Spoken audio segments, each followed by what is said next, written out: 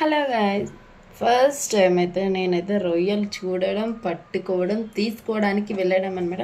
నేను డెలివరీకి వెళ్ళినప్పుడైతే మా ఆయన అయితే బయట రొయ్యల్ ఫ్రై తిన్నాడంట. సారీ రొయ్యల్ బిర్యానీ తిన్నాడంట.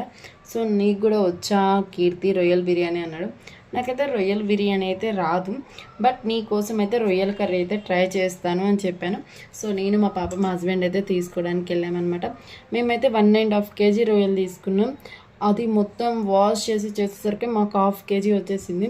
ఇంకోటి ఏంటంటే అవి ఒలుస్తారు కదా, మా హస్బెండ్ చూడండి ఎంత అబ్జర్వ్ చేస్తున్నాడో. దానికి ఏదో ఉంటుందంట కదా తీసేది, అదైతే నాకు తెలియదు, బట్ మా హస్బెండ్ అబ్జర్వ్ చేస్తున్నారు. ఇంకా మా పాపని తీసుకెళ్ళా కదా, చూడండి చేపతో అయితే ఎలా ఆడుకుంటున్నాం.